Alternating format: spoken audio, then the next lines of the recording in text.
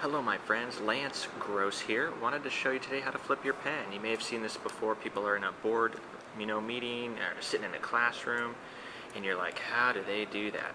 So today, I wanted to let you know how that works. Okay, to start, when you're holding a pen or pencil, you want to hold it, start like you're writing. Like you'd be writing, this is how I would normally hold it. And you want the heavier side down. So if this is the pen and you're holding it, this is the heavier side, so you want that out.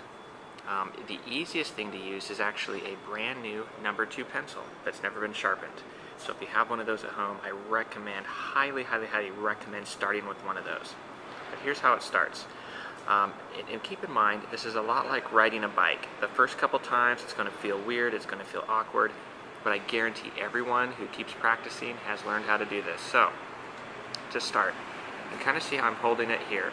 Notice between my middle finger right here and my thumb that there's a little bit of space. Some people, when they start out, they hold it like this.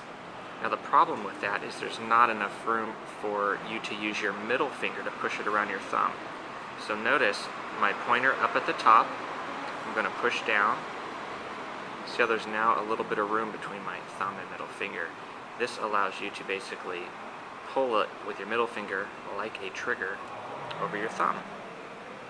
Now, to show you kind of what that looks like with your middle finger, it's like you're pulling a trigger. That's kind of the motion.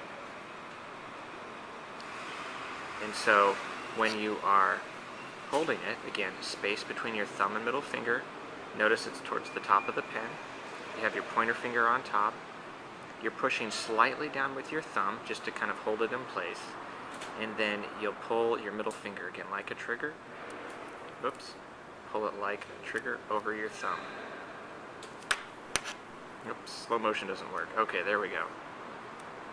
Now the other thing when you're getting started, I used to roll my wrist to help get it over the thumb. So when you're starting, you can just roll your wrist to get it to go over your thumb.